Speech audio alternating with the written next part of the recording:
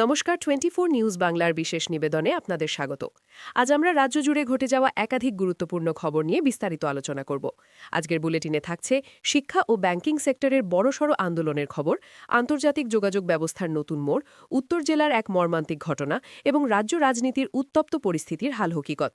শুরুতেই নজর রাখব রাজ্যের শিক্ষা দপ্তরের দিকে। রাজ্যের সমগ্র শিক্ষা অভিযানের শিক্ষকরা তাদের দীর্ঘদিনের বঞ্চনার অভিযোগ তুলে আবার রাস্তায় নেমেছেন। উদয়পুর এবং ডুকলিতে স্কুল পরিদর্শকদের কাছে তারা তাদের 10 দফা দাবি সম্বলিত স্মারকলিপি বা ডেপুটেশন জমা দিয়েছেন। শিক্ষকদের মূল দাবি হল ত্রিপুরা হাইকোর্টের রায় অনুযায়ী তাদের চাকরি অবিলম্বে নিয়মিত করতে হবে এবং সুপ্রিম কোর্টে ঝুলে থাকা মামলাটি সরকারকে প্রত্যাহার করতে হবে। শিক্ষকদের ক্ষোভের কারণ শুধুমাত্র নিয়মিতকরণ নয়, বরং নিয়মিত কর্মচারীদের সঙ্গে তাদের সুযোগ সুবিধার বিশাল বৈষম্য। প্রতিনিধিরা জানিয়েছেন, নিয়মিত শিক্ষিকারা যেখানে চাইল্ড কেয়ার লিভ পান, সেখানে একই কাজ করেও সমগ্র শিক্ষার শিক্ষিকারা তা থেকে বঞ্চিত। এছাড়া পেনশনের কোনো ব্যবস্থা না থাকায় অবসরের পর শিক্ষকদের শূন্য হাতে বাড়ি ফিরতে হচ্ছে, যা তাদের ভবিষ্যতের জন্য অত্যন্ত লজ্জাজনক এবং কষ্টের। তারা আরও দাবি জানিয়েছেন ডাই ইন হার্নেস স্কিম চালু করার জন্য, অর্থাৎ চাকরিরত অবস্থায় কোনো শিক্ষকের মৃত্যু হলে তার পরিবারের একজনকে চাকরি দেওয়ার যে নিয়ম সরকারি কর্মচারীদের জন্য আছে, তা তাদের ক্ষেত্রেও যেন প্রযোজ্য হয়। পাশাপাশি টিচার ইনচার্জ বা টিআইসি হিসেবে দায়িত্ব পালনের ক্ষেত্রেও বৈষম্যের অভিযোগ উঠেছে। রাজ্য সরকারি কর্মীরা এই দায়িত্বের জন্য 1000 টাকা ভাতা পেলেও সমগ্র শিক্ষার শিক্ষকদের দেওয়া হয় মাত্র 300 টাকা। বেতন প্রতি মাসের 1 তারিখে প্রদান এবং পড়াশোনার ক্ষতি করে এমন নন টিচিং ডিউটি যেমন বিএলও বা বই বিতরণ থেকে অব্যাহতি চাওয়ার দাবিও তারা তুলেছেন।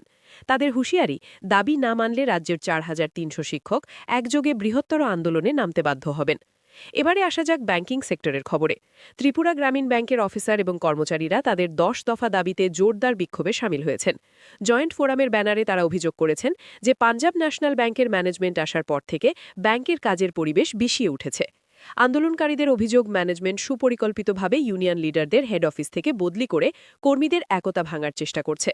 সবথেকে বড় অভিযোগ হল ক্রস সেলিংয়ের ওপর অন্যায্য চাপ সৃষ্টি করা, অর্থাৎ ব্যাংকের মূল কাজ আমানত ঋণদান ছেড়ে কর্মীদের জোর করা হচ্ছে বিমা বা ইন্স্যুরেন্স বিক্রি করতে। ইউনিয়ন নেতাদের মতে এর ফলে গ্রামের সাধারণ মানুষকে ভুল বুঝিয়ে বা মিস সেলিং করে প্রোডাক্ট গুছিয়ে দেওয়া হচ্ছে, যা ব্যাংকের বিশ্বাসযোগ্যতা নষ্ট করছে।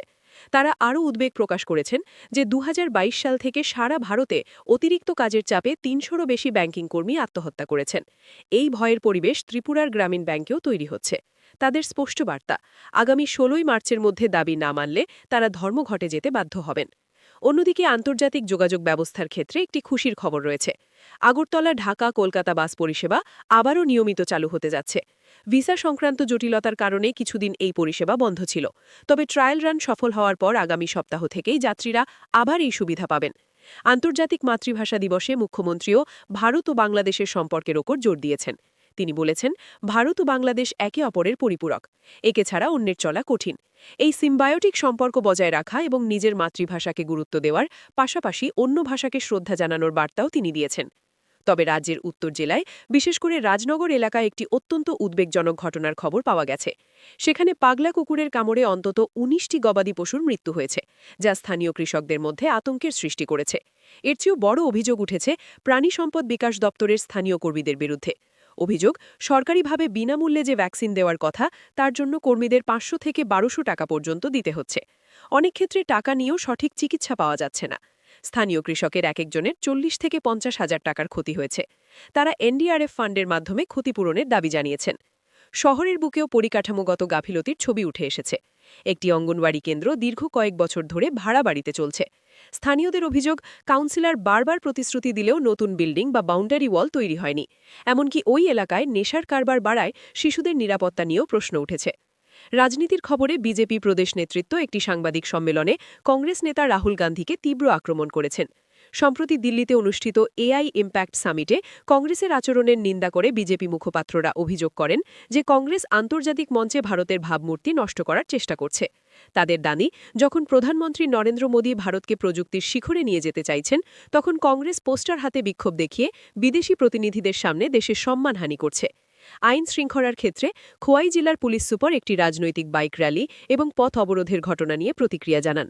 তিনি জানান, সারেন্ডার করা উগ্রপন্থীদের বিরুদ্ধে থাকা মামলাগুলো প্রত্যাহারের বিষয়টি সরকারের একটি স্ক্রিনিং কমিটি খতিয়ে দেখছে। সরকারি নির্দেশ এলেই পরবর্তী পদক্ষেপ নেওয়া হবে। অন্যদিকে রাধাকিশোরপুর থানা এলাকায় ২৫,০০০ টাকা চুরির অভিযোগে রিঙ্কু দেবনাথ নামে এক ব্যক্তিকে গ্রেফতার করেছে পুলিশ এবং ২৩,০০০ টাকা উদ্ধার করা সম্ভব হয়েছে। আজকের বিশেষ খবর এ পর্যন্তই। পরবর্তী আপডেটের জন্য চোখ রাখুন 24 নিউজ বাংলার পর্দায়। ধন্যবাদ।